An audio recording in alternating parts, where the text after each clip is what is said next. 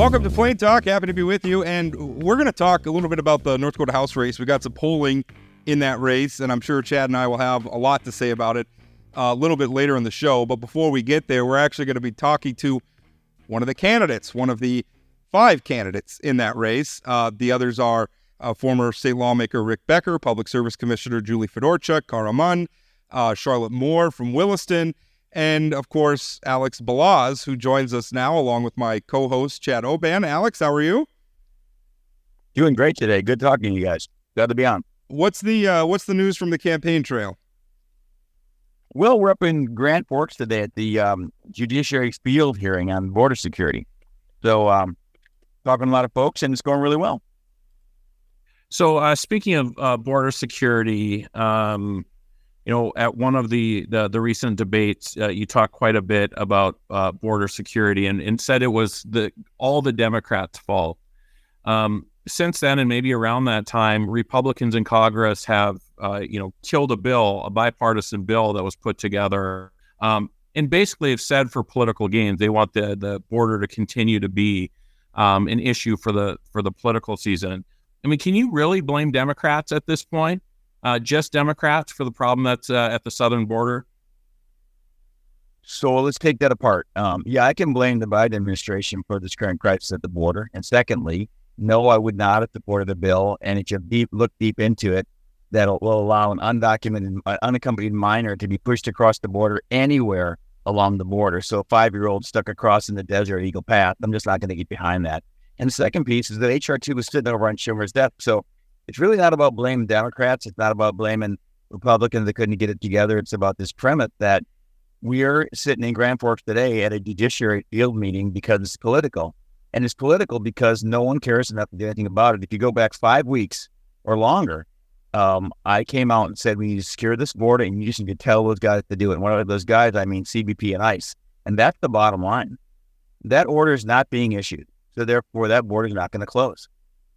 So what does that look like? I mean, I think that you've made some comments about rats invading boats and you need to kill them if that's taking place or something. Correct me if I'm wrong. I was told that third hand. I mean, is that what it looks like to you? And follow-up question there, it doesn't sound very Christian to just start shooting folks that are crossing the border. Yeah, that's a great soundbite. So, but it's wrong. But here's the deal. I'm saying that if you got an infestation, you're going to start dealing with it. And what we have is an invasion right now, right? So you're not going to say, gosh, it's too many people. So let's be really clear about this. It's hard to wrap your head around 6 million or 10 million people that you have to deport. What I'm saying is you just have to start. So let's start with this. Really clearly, you have to give the order to close the border. And what I mean by that is all illegal entries have to stop. You got to stop it at some point. Some will still get through. I get that. But you have to give the order to CBP and ICE and to law enforcement and say, stop it, go out and get these people. It's okay to stop it and work with local law enforcement. Right now, there are orders from this administration, not laws, that say you can't go do it. We need to pull those off. And the second piece is you need to start picking people up and deporting them. Some are going to be simple, take them back home to their country, fly them back home. Others are going to be criminals that have to be picked up. So the analogy is this. It's not too hard for us to do. Don't get caught up in that litany that says we simply can't do it. That's what I mean by that. So you're at a the event that you're at in Grand Forks is actually a House Judiciary Committee meeting that was in North Dakota, brought here by the incumbent in your race, Kelly Armstrong, who of course is running for governor, but until the end of the year he's still in office. Do you think that's do you think bringing that committee here to North Dakota, is that? You sounded a little bit dismissive of it. You said it was political. But do you think bringing a committee like that here to North Dakota, is that a fruitful use of their time? Well, yeah, you've got to bring people from Washington into North Dakota to see these problems and to hear North Dakota testimony. There are 4 people testifying today, which are critical to getting the news out about how important it is. What I'm calling political is the fact that no one talks about this until it gets this time of year, and the other candidates don't talk about anything, any solution, because they've never worked the border. Spent 2.5 years down there. We've been talking about this from day one, and they want somebody to go to Congress to represent North Dakota and do a critical job.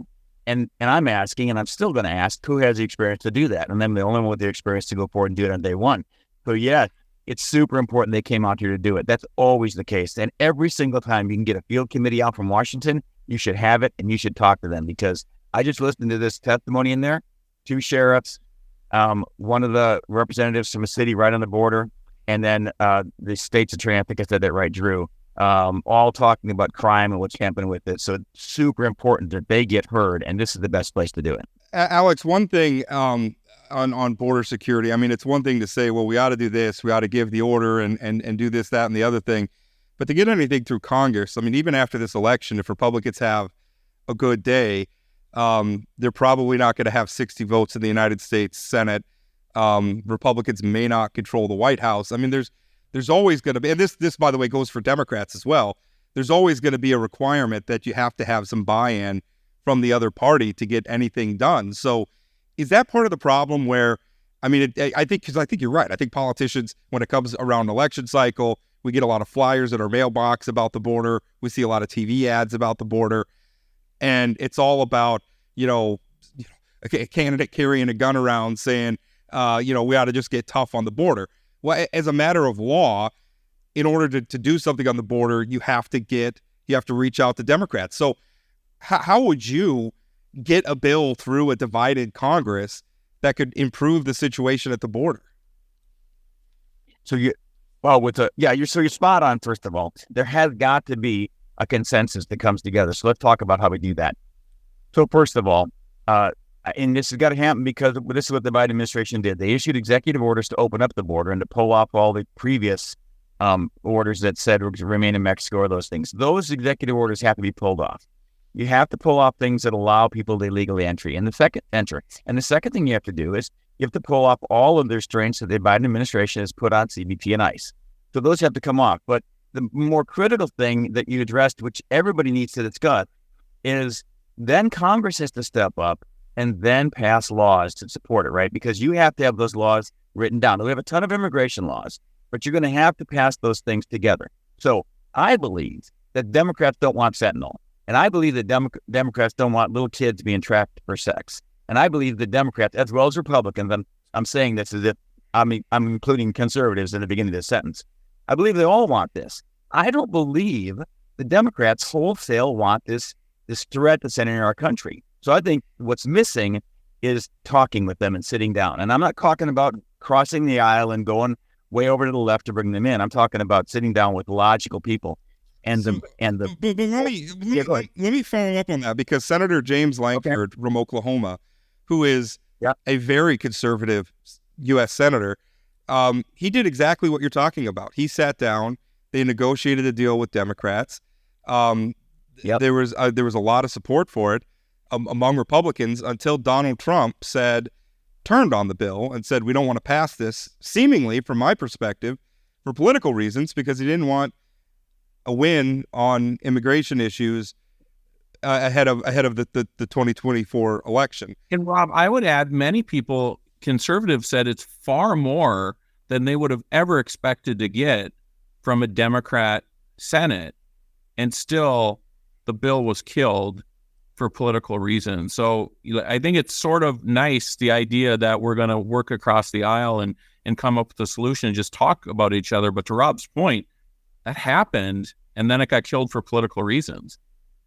Yeah, but that's not a fair assessment of that bill, really, guys. Come on. You know that. There was things in the bill that would have prohibited other administrations from working on immigration or putting laws down. There were terrible things that were going to happen to illegals that came across, or going to be further human trafficking. It was the bill that was meant to not solve problems. It was a bill meant to continue the problem and somehow hide it behind the idea that, you put 5,000 people across the border or 4,000, whatever. But we don't need that. We have the laws in place to control the border. Maybe we need to look at reviewing asylum laws, and we should all do that together. Maybe we should look at how to put people behind the current legal immigration statutes. And that's fine if you want to add people to that to process it more quickly.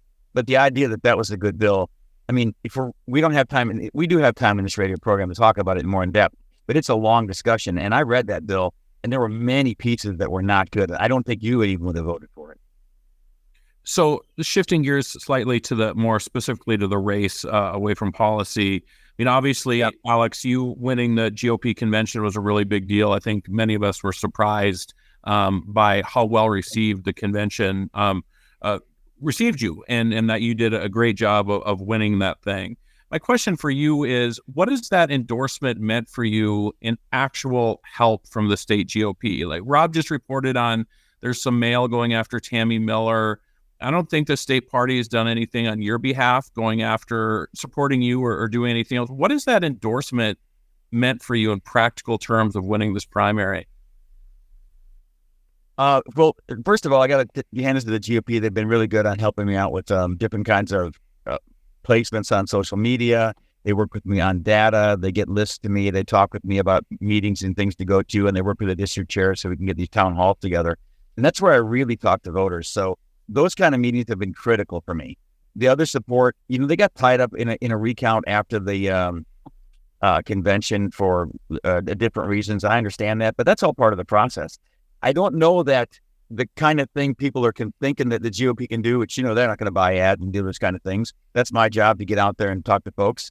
I think there's been really good support. And the other piece is they've been getting the message out that there's a GOP endorsed candidate, and those people that want to talk to me and really talk, they've had a chance to. So it's been pretty good, I think. Do you feel like, at this point in the race, we just got a poll out that shows you at 5%. The poll was by the North Dakota Newspaper Association. WPA Intelligence was the pollster. Showed Julie Fedorchak at 32%, Rick Becker at 25%, Cara Mund at 10%, you at 5%, 28% undecided. I think Charlotte Moore was less than 1%, or basically not registering in the poll. If we take that poll at face value, Alex, you are far behind in this race. Do you think you have a reasonable expectation of winning at this point? I do. So we have a good plan going forward the last part of this, last 14 days. You'll see some more stuff coming out, some other digital stuff coming out, some billboards and other things. We got a good team on the ground. We got we got 14 days now, or 13 days. So we have probably 20 meetings. We put a lot of miles in the truck, different towns, all the way out to Wilson, Dickinson, and around. And I feel like I don't want to dismiss polls because somebody worked really hard on them. But there's one poll that we're going to run at the end on June 11th, and that's where we're going to look at. And that's where North Dakota voters are going to decide whether they want an experienced candidate in all the things that they said matters: the border, foreign policy overseas, getting out of these wars, working on the budget, talking about getting out of debt, or they want somebody else who has some limited time and experience in North Dakota, and I respect them for that. But it's not what we need right now today. And you've heard me say that before, so it's not a new message. Alex, obviously the two leading candidates right now, Rick Becker and Julie Fedorchak, have been in elected office or ran for office quite a few times. Do you consider the two of them career politicians? And what do you think you bring as somebody who, while hasn't been a politician, has been in government for a long time, sort of a career government employee for a variety of different things that you've done? But so can you just contrast yourself with those two? And and the fundamental question is, do you think they're career politicians at this point? Have they lost touch? I don't think they're lost touch in North Dakota. They're probably talking to people that really back them and like them a lot. I understand that. I think that they've lost touch with the assessment that this federal job they're walking into is something they can do today. We need it done today. So my feeling is, and I guess we haven't been talking that much. We've been kind of out of touch with you guys for a few weeks. Is if I get 2 years back there in Congress, I think we could turn this ship. I don't need to be a career politician. I need to be a citizen servant. I think that's what everybody should be going back there. I think that's what we should look at. I think we should not be disparaging every other single person that we're running against, because we are going to end up working together at some point or shaking hands in North Dakota 5-10 years from now. But it is okay to say, and I will continue to say, and ask people to measure the experience. I think I'll be better for it, and on day one, and that's what we need. What are you hearing from voters when you're on the ground? It always interests me, because there's a lot of things that we talk about or we read about or watch on newscasts or whatever, and then sometimes the priorities of the voters themselves are a different matter. So what are the things that you're hearing when you're out campaigning on the trail? What are the voters telling you? Like, gosh, this is really and maybe a better question is, like, is there anything that surprised you? I don't think it's surprising that people, maybe talk about border security or talk about inflation or things like that. But have any issues cropped up that surprise you from the campaign trail? I think probably the largest issues that come up that are maybe new and we should talk about a lot more is the fundamental understanding of exactly how the government can get control of the debt and how we can how we can get ourselves back in spending control. So there's these ideas that you just have to cut things and work things, but there's a discussion when we talk with voters on the trail, and they're very positive. First of all, you need to know that. I don't get people lamenting and tearing their clothes and saying we're at the end of the world and we got to jump off. They want to work to solve these things. That's North Dakotans in general. So it's been great on the campaign trail. I'll tell you that, and they're great to talk to. The key is talking to them about what worked, how the IG works with regard to money that goes to Ukraine, how the Inspector General draw that back, how $21 billion was pulled off in the last 4 years just by good accounting methods and making people not do duplication. All these things that I want to tell you, you have to know how it works at the budget and project level in Washington, D.C. So while I'm not a senior guy from back there and no, I didn't hold any vaulted positions and I wasn't steeped in the swamp, I worked and I understand how to do it. And that's why I think it makes a difference talking to folks. And they get it. I mean, you go around and talk to folks, they really get it in North Dakota. So Governor Burgum has stated in the past that the trial going on against Donald Trump is a sham. And obviously he famously showed up at the trial and sat in the room and stood behind him. So my question for you is, do you think this trial is a sham, as Doug Burgum has stated? Yeah, it's a tough thing just to throw a word around like a sham, but let me tell you my opinion on this, okay? If they've got all this evidence and they got all this stuff and they're going to try somebody, whoever it is, you or me or it's going to be Donald Trump, they need to get to it and get it done. Because I think what's happened here is a series of trials against President Trump to try to make him look bad, and so many have not stuck. So if I was just sitting down as a regular citizen, I'd say, look, if you can't make him stick, there's got to be a problem. I mean, you don't have the evidence, so you're just unable to do it. So at some point, it's fish or cut bait, right? And I guess we're close to that next couple of days, right? They're giving jury instructions. So you have to say it's a sham. I mean, I'm not going to throw that dispersion on every single person out there who believes that, wow, he should face charges for this. But the reality is the proof's in the pudding, right? We're going to see it in a couple of days. So follow up to that is you've said that at the first debate you had, that you didn't necessarily support impeachment for Joe Biden, but you would support him being criminally charged for some of the things that he's done. Do you worry that we're just sort of in this cycle of, if there's a Republican president, Dems are going to attack that person? If there's a Democrat president, Republicans are going to attack that person, use impeachment, use criminal charges, all that Right. kind of thing. It sort of feels like, the things that Republicans are accusing the Justice Department of doing against Trump, that some folks would like to do that against Biden as well. What do you think about that? Yeah. It's a great analogy because, we get caught up in this emotion, right? And then someone does it to us and we want to do it right back to them. And really, is that constructive to us for us as a country? So that people out there should be listening to this because we're going to decide how we go forward with civility. Are we going to work together as a Congress, as a Senate, as a president, administration, and all the states to get things done? Or are we going to fight and keep divisive? And some of this it's actually overblown in that people like to see this theater and they like to see people argue. I mean, you can look at the coverage on the last debate. All they covered was the fighting. So, I mean, that's what they like to hear. I get it. But it's so that a president can do their job. For example, you can't have them charged every single minute they step out of office. It just isn't right. Now, if there is true criminality, and I wonder sometimes if there's true criminality, you have to prove that, then I think the nation would want that addressed, right? And we've seen that. I mean, we did see an impeachment, and we saw a president leave office, right? Nixon left office because of something that he felt he didn't want to stand trial for, I take it, right? So, I mean, if we go back in history, there are times when we want to hold our public officials accountable. That's a fine line to walk, rather than I charge your guy, now you charge my guy, and you charge my guy back and forth. That just doesn't make any sense. I want to drill down on that a little bit because a big part of I think what's happening, I mean, certainly what's happening with the prosecutions with Donald Trump and everything else. And I mean, it's tough. I mean, I believe nobody's above the law. I think putting a president on trial is an enormous step, but I also look at some of the evidence staring us right in the face with Donald Trump, and I feel like some of these trials are appropriate, and I wish we had better ways to handle them, but I think in some ways our system's just not equipped for it. But let's focus specifically on the House of Representatives, because I feel like this is happening when, one party or the other has control of a committee, all of a sudden they're investigating everything. We're gonna investigate. A college president said something we don't like, we're going to investigate him, or somebody else said something we don't like, and we're going to investigate him. And I mean, sometimes these things I think are fruitful.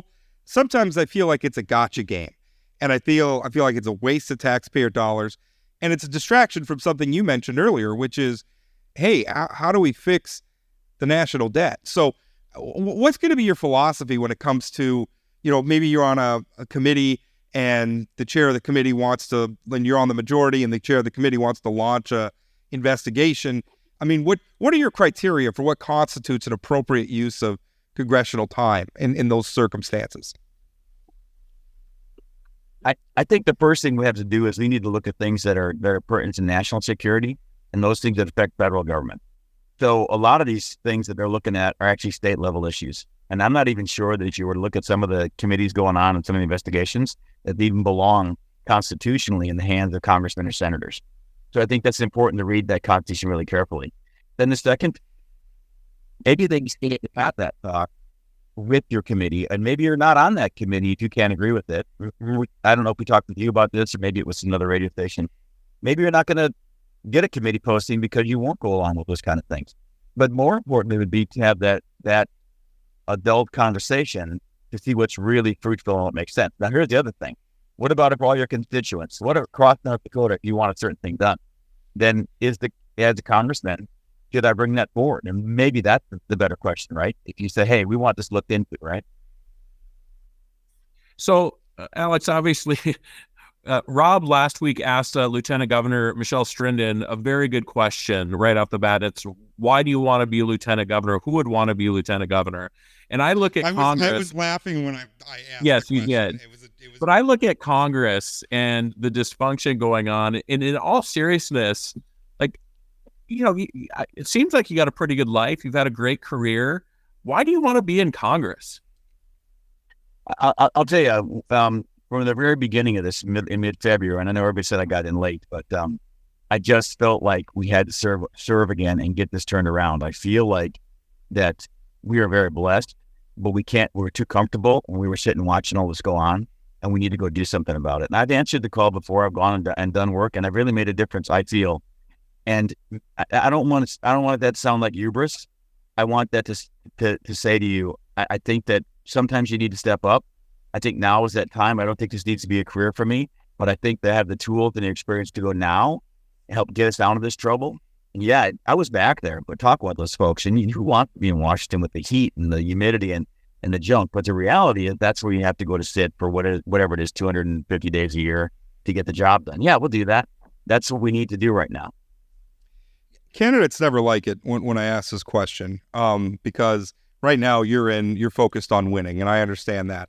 But it is, I mean, I think you're a little bit of a unique situation in that you kind of came out of nowhere, and you jumped in this race, and kudos to you. I think it's great. I like the competition and everything else, and I've always found you to be a very interesting candidate as well.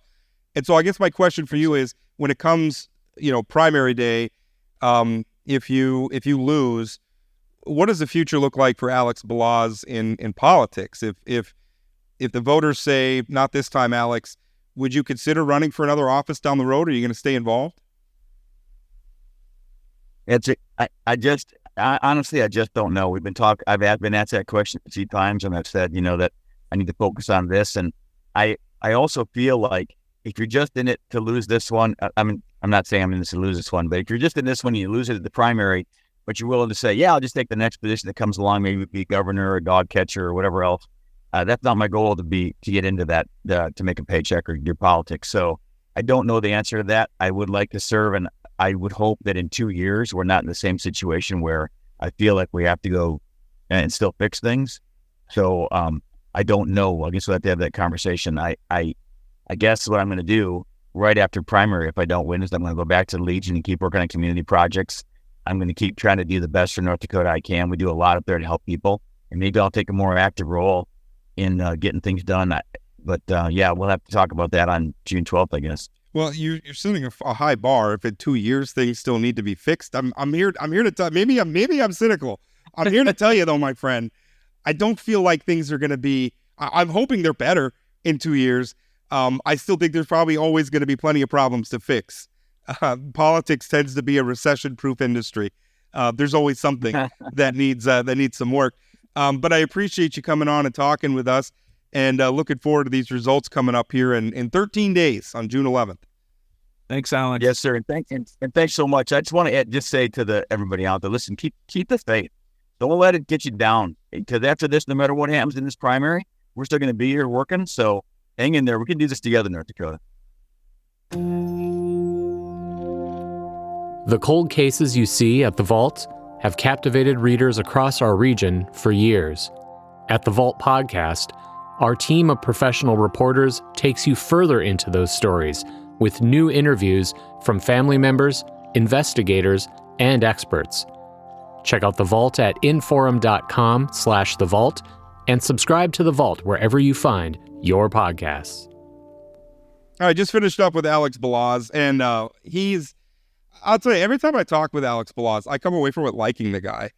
Even as I find myself disagreeing, he just strikes me as somebody who is running for the right reasons. I think he hasn't got a lot of traction because he hasn't been around that long, and he hasn't built the networks and the friendships and the alliances that you need to win a statewide election, particularly against, somebody like a Rick Becker, who has put a lot of time, obviously, into building himself a political network, or a Julie Fedorchak, who has spent a lot of time in public service. And I'm still one of those people who think that experience in public office matters. I know the fashionable thing is to say, oh, career politician, but listen, I'm willing to contemplate an outsider candidate. But I also think that when they have a record, when I've seen them be put on the hot seat and they have to make a vote or they have to make a decision, they have to govern. Yeah, I like having that track record. I still think it matters. I hope Alex Balazs sticks around after this election. The one thing he said about the only poll mattering on election day is a thing that candidates say when they don't like the poll that you're talking about. I get it. I don't know what else he could say, but right. So a couple things. I don't think did I participate in the first Alex interview? I don't know if I did or not. But I'm impressed. Like, I don't like a lot of the stuff he says. I think it's too anti-Biden, whatever. Well, you don't like it. You don't like it as a matter of just politics. Oh, but I also think it's hard to be, like, on one hand, say all we have to do is work with the other side and we'll come to a compromise on border security while crapping all over all the work that's been done in the past and saying you just need me. James Langford doesn't know what he's doing. Why? James Langford, who, by the way, is a very conservative U.S. Very senator. Conservative. But to the point about the only poll that matters on election day, as I told you during break, I've said that a few times. And when you say that, particularly this close to the election, I think you've said it to me back in the day. Well, it's because you have nothing else to say, right? I mean, you're in fourth place. You're the GOP nominee. The only person you're beating is a person who's not really campaigning. What else are you supposed to say? I mean, you got to motivate yourself for the last 13 days, but I was thinking about asking if he had a preferred outcome between the two front runners, and then I didn't ask him the question because I just don't think that's fair. The guy's trying to win. I was going to ask him the question: is he concerned that he's just playing spoiler and pulling votes from one candidate or the other? And do you think you should drop out? Yeah, much like Rob Port made the case for Carl Munn to drop out the same way. Well, yeah, I think I'm right. Although Cara has a much more clear-cut agenda in that she's been very clear that she thinks the Republican Party is too extreme. She doesn't like a lot of this other stuff that's going on. Well, if you believe that, then the only thing she's still doing in this race is pulling votes from the person who could beat the Matt Gaetz endorsed candidate. And that's tough, right? I mean, because she is the only candidate who offers a different vision than the other candidates in this race. I would say her vision is so different she should just be on a different ticket because this is a primary, not the general election.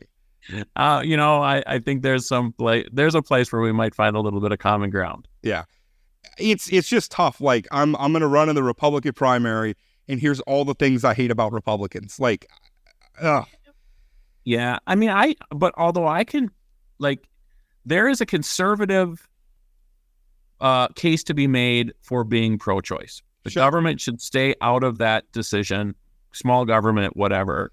And it's a different perspective than we usually hear from Republicans today. I was always pro-life insofar as I did not like the Roe v. Wade decision. I don't think it withstood scrutiny under the American concept of federalism and everything else. But I also don't think that federal ban and I've come to believe this.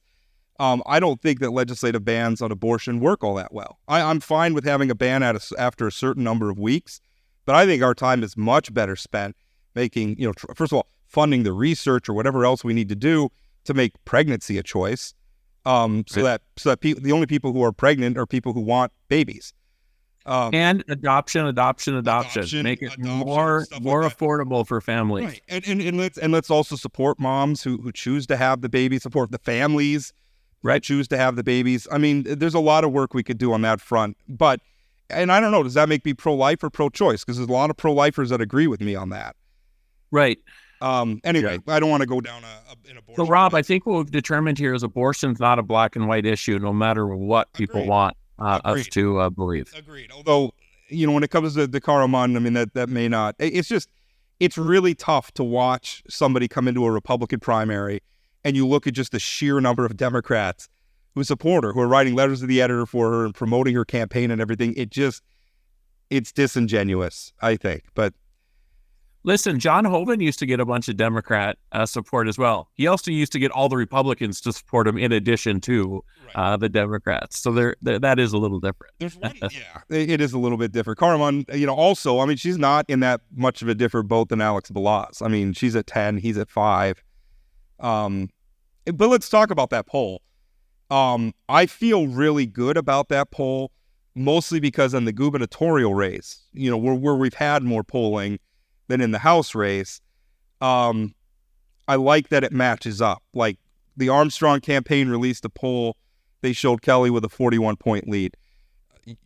North Dakota United commissioned a poll from DFM Research, showed Armstrong with a 38-point lead, right? Those polls agree with each other.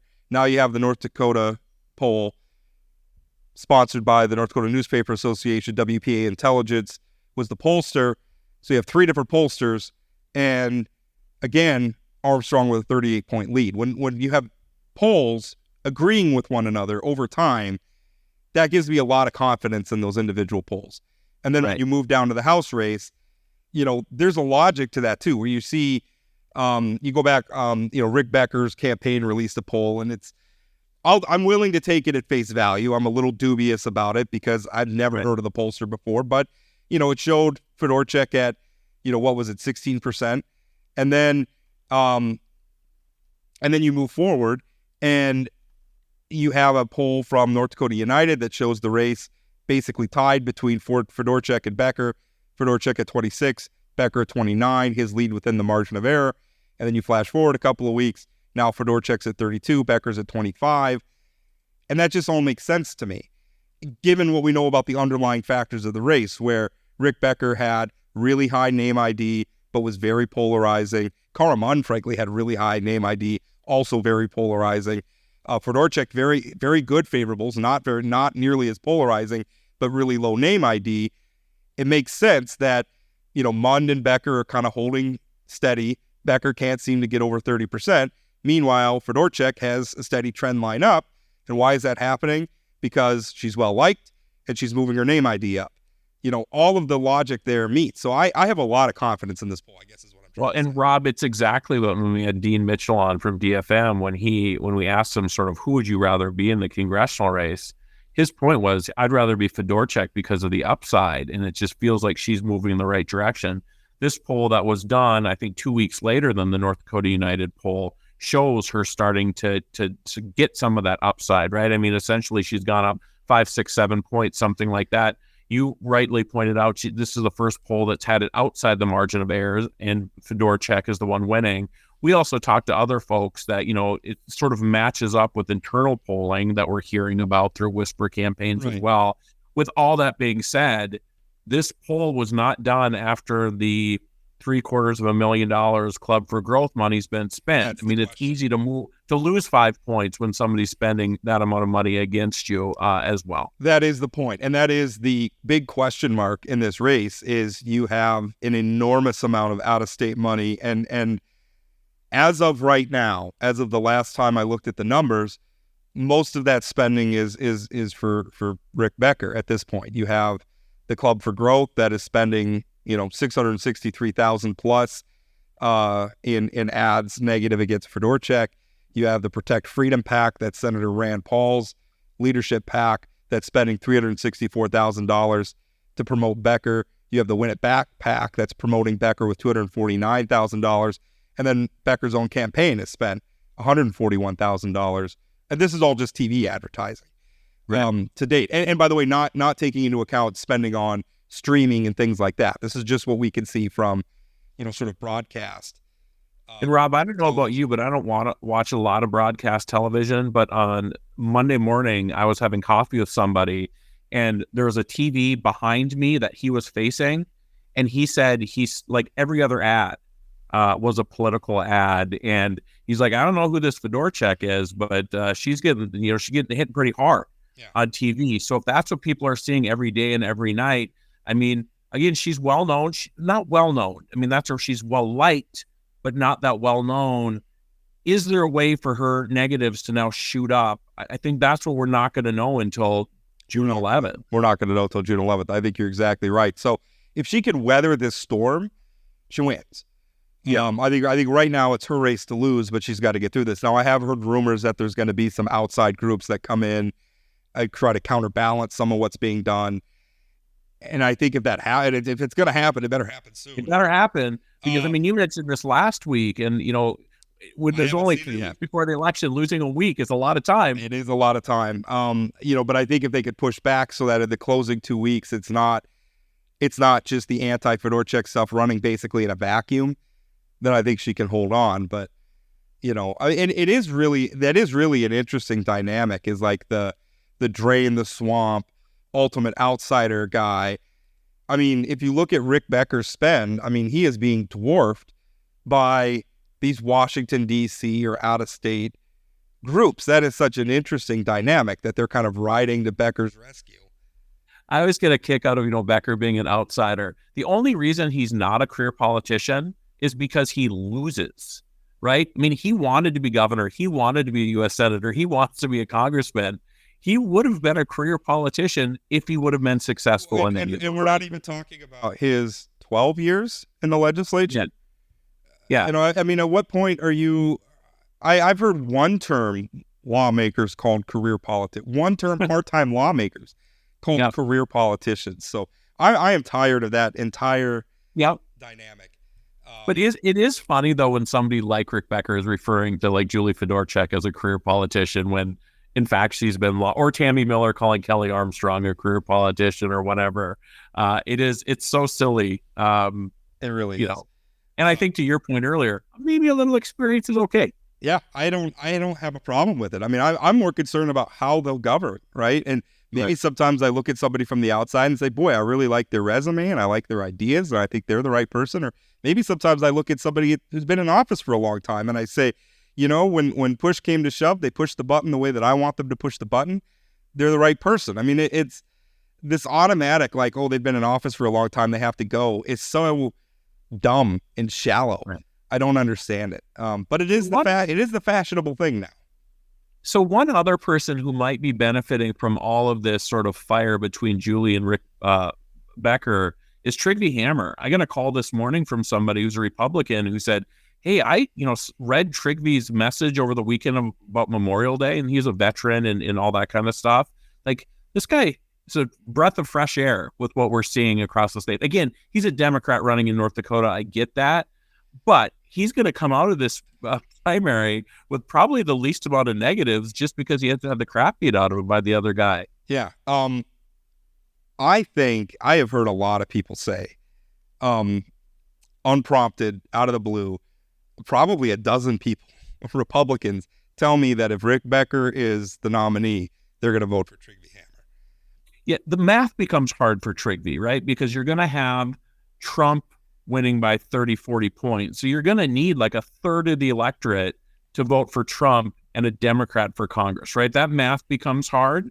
But it feels like with Trygve's bio, Becker's negatives, that who knows what could happen, because I mean, he is such an impressive guy. Trygve would have to be, he would need to focus on the sort of issues that will appeal to a North Dakota Republican voter who's turned off by Rick Becker, and he could, and I think he could articulate, like, we really do need to secure the border. We really do. Yeah. The problem is if he goes off on a tangent about, I don't know, like, I mean, some hot button issue. I mean, he's going to. Well, the good news is I've yet to hear Trygve go off on a tangent on anything. He's pretty level-headed. But Rob, think about what we're talking about. He is. I mean, at the end of the day, he's a liberal Democrat. I mean, right. And say going off is unfair to Trygve. Right. You're right. He's always been very level-headed. Just as a matter of policy, right? He's a liberal Democrat, and there's still going to be a lot of Republicans that have a hard time with that. But think about, so the people he has to appeal to are people who are like, Trump's okay, but Rick Becker is too far. Yeah. Who are those people? I just don't. It's a very weird dynamic. I mean, Club for Growth is in on Rick Becker, and I mean, we were talking about this last cycle. Is like we're trying to categorize or come up with like a taxonomy for what's going on the right these days, and it's hard to know who's on whose team. The other day I wrote an article about the legislative races and about, was kind of trying to gauge, because everybody agrees we've got this divide in the party, and there's these factions. And so I went through and kind of was looking at the fundraising and understanding that fundraising is not everything, but, sort of the traditional Republicans are winning the fundraising race, by kind of a lot. But, on the other side, but there were I got getting calls from people who were disagreeing about like which category I was putting the candidates in. And some legislative races I didn't even write about because I didn't even know how to categorize it. Yeah. And, it's funny. I had somebody come into my office this morning and say, hey, how are we feeling about these primaries across the state, like in District 8 and 14 and 6? And I said, I don't know. I don't think anybody knows. I mean, anybody who thinks they know what's going to happen. I mean, think about how, like in Grand Forks in District 42, where there's competitive races. I don't know, are there competitive city commission races or school board races or whatever that are going to drive out the turnout? And if not, I mean, we're talking about 750 people, 1,000 people voting in District 42. I mean, it's crazy to think about how much influence a handful of voters in a handful of districts are going to have in determining sort of the focus of the next legislative session. Well, in some of these places, like it's over in June 11th. So you have 700 people that show up to vote in the Republican primary, and then it's over because there either is no Democratic candidate at all, or the Democratic candidates are just not likely to win. Well, yeah, because it's a non-competitive district. I mean, so many of our districts are 90% Republican. Right. So once it gets there, and I will tell you, the amount of spending that's being done in some of these districts on behalf of the Bastiat sort of, it's not the candidates. It's often, I just saw a mailer today in Mandan going after Todd Porter from the Citizens Alliance group or whatever the Brandon Pritchard Alliance of North Dakota, yeah. And for some guy I've never heard of, but clearly, and I get a kick out of people like Todd Porter. Todd Porter is a conservative. I mean, the guys that they're going after, these aren't people who I'm like, you know what? That's a guy I agree with a lot of the time, right? I mean, Todd Porter, Mike Nathie, Glenn Bosch. I mean, they're good people, but they're not moderates. And part of the problem is like they start flooding the zone. Like you look at some of the billboards that are put up. There's no legally required disclaimer. Some of the flyers that Citizens Alliance for North Dakota has sent out are using some incumbent lawmakers like photos and names on the flyer without asking them, even though those incumbents support the other incumbents. So they're using like people's names and photos without permission. There's been multiple instances where they just flat out got the votes wrong. They said, oh, they voted against this bill. Well, no, they didn't. You could go look it up. They didn't vote against that bill. Yeah, I think to your point in the column, what is what happens to those folks? So I can send out a mailing just lying about people or how they voted, and there's really nothing that happens. That was my print column today, where it was, people should know too, when I say print column, I write 2 columns a week that are specifically for print. That's how it started. Now they also pick a lot of my digital columns and run those as well on others' days. So I'm in print just about every day of the week. But in my mind, when I talk about my print column, that is my Wednesday and Saturday column where I'm writing specifically for the opinion page, because that's just kind of how we started it up. And maybe we should change things up. I don't know. But that's why I'm thinking of it and talking about it that way. So anyway, my Wednesday print column was about North Dakota's campaign laws. Because I think there's twofold. I think a lot of them are outdated. They were written in a sort of pre-digital age, and they probably need some updating. But then on the other hand is enforcement, because a lot of times, it's like it's a criminal, it's a misdemeanor, which means you got to get law enforcement to investigate. So you're going to have a sheriff's deputy or a police officer, a police detective out investigating, if you have the right disclaimer on a lawn sign. Right. And then also, you've got to find a prosecutor who's willing to do something about it. And a lot of them are just unwilling. And I don't want to be too critical, because I understand when they're looking at their caseload and thinking, I feel like the people who are selling meth or fentanyl or something are more important than this Yahoo lawmaker who's, didn't do the right disclaimer on a yard sign or something. So, I get it, but maybe we need to refocus that and have like a dedicated, maybe these aren't criminal. Maybe there's like a civil or an administrative penalty that can accrue. I'm open to ideas. Like, I'm not saying this is how it should be, but and maybe we need to take it out of the hands of law enforcement and empower like an ethics commission or something to look over this and give them the resources to where people can bring these to them and they can adjudicate them in a timely manner and say, yes, this was a violation, or no, this wasn't a violation. And it feels like right now the Ethics Commission does have a role. As the Jason Doctor thing comes out, and there's been some other folks that have brought forward complaints about other legislators. But I think you're right. When you I go crazy, Rob, when I see a yard sign without a disclaimer, right? Because that's what just been beaten into my head over the years. This is what you have to do. It has to be on the mailer. It has to do. And that's like, why? If other people just don't follow the rules, why should anybody follow the rules? And I think that's what you're getting into. But the ethics part of this, the Brandon Pritchard, I think you wrote about it early on, right? He raised a bunch of money for young Republicans, and then now is using some of that money for this work he's doing. So he had two federal committees, and still does.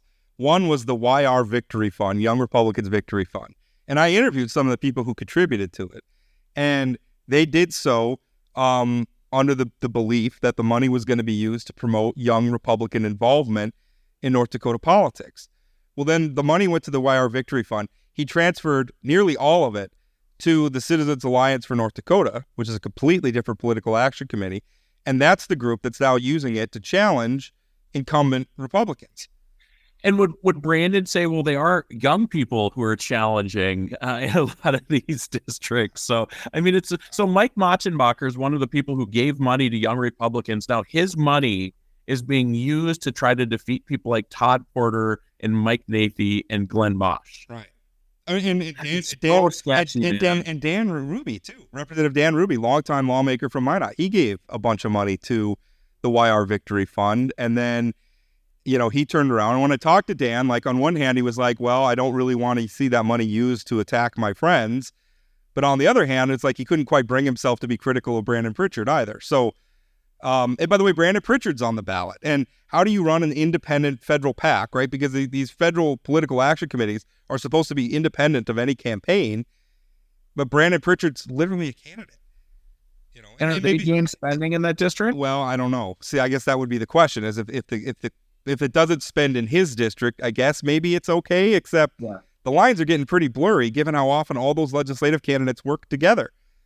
Like, what hat is he wearing? Like, if he goes out and is knocking on doors with some of his fellow lawmakers in another Bismarck area district, is he wearing his Citizens Alliance for North Dakota hat or his Brandon Pritchard elected Republican hat?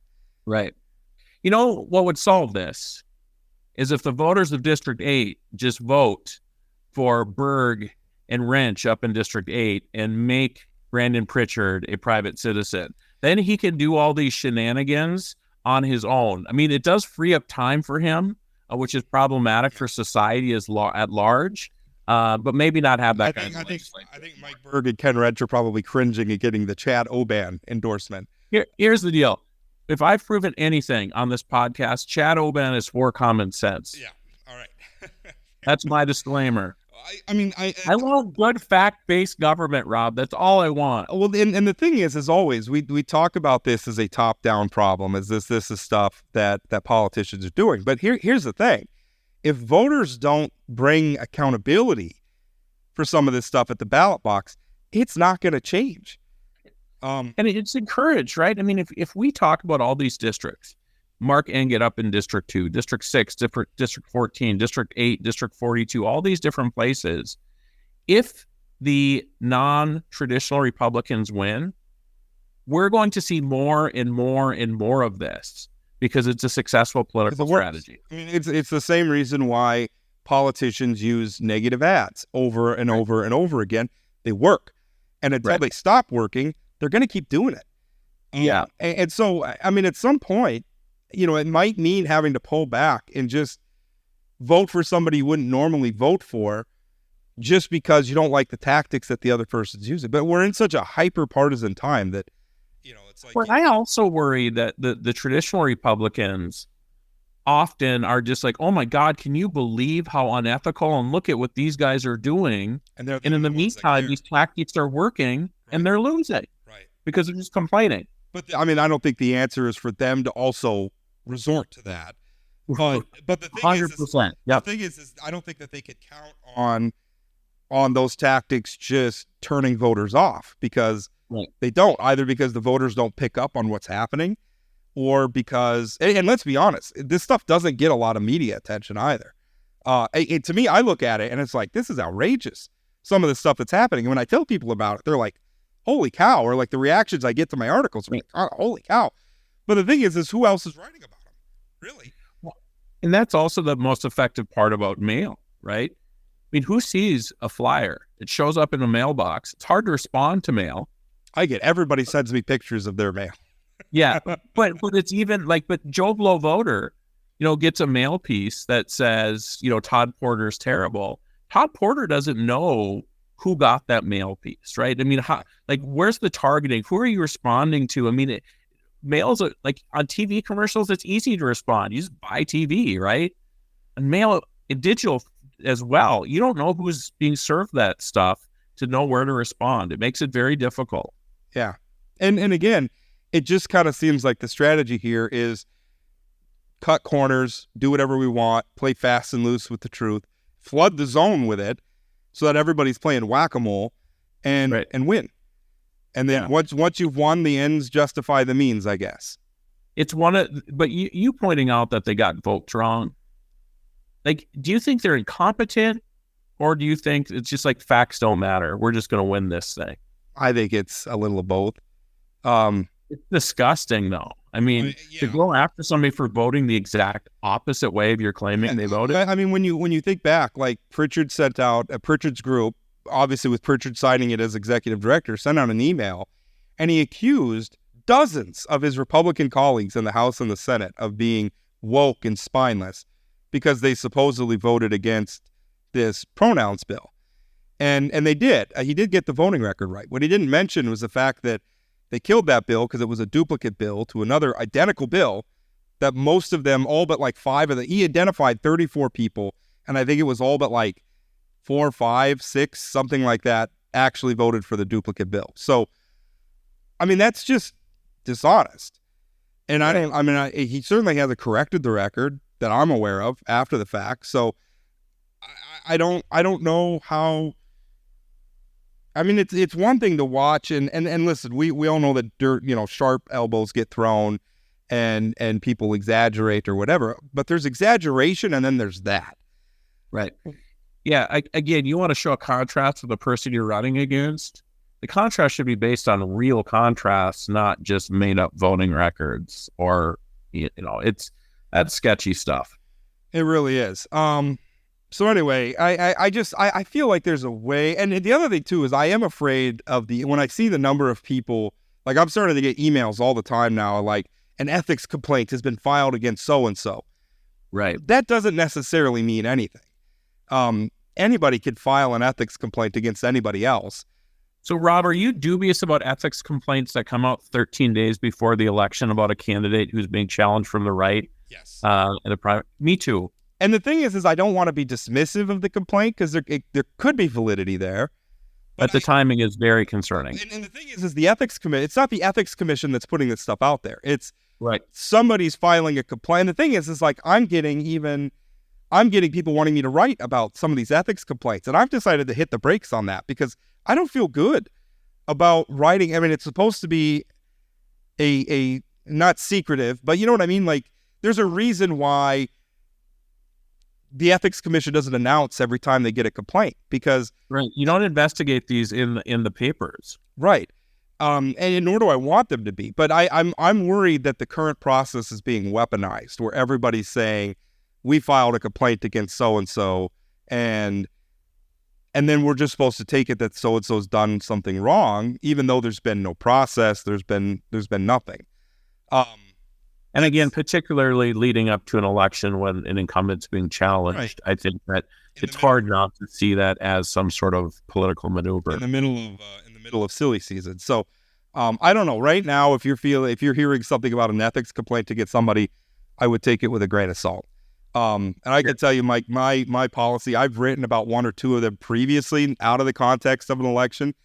I don't think that I'm gonna write about, especially not if the person filing the ethics complaint isn't going to come forward. Because that's the other thing is it's like somebody filed an ethics complaint and we don't even know who, right? That's very problematic. And I have a hard time reporting on stuff like that. So, all right, we'll end it there. I don't know who we're going to have on Friday.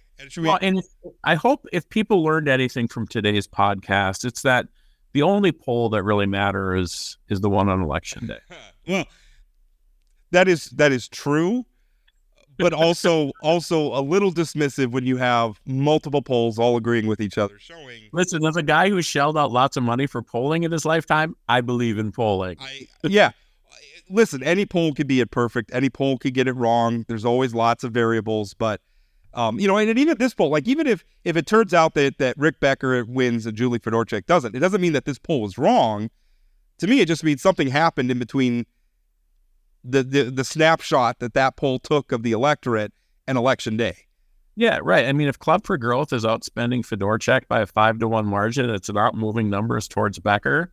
It's a real waste of money. I mean, so to suggest that somehow we're in a vacuum and that today's poll is what's going to happen in 2 weeks, I think both you and I know that a lot can change in the next 2 weeks. Although, I mean, the spending, the advertising doesn't always move the needle either. Ask Tammy Miller, who has spent a lot of money and has not moved the needle at all since election day. In fact, she's over $3 million of her own money that she spent.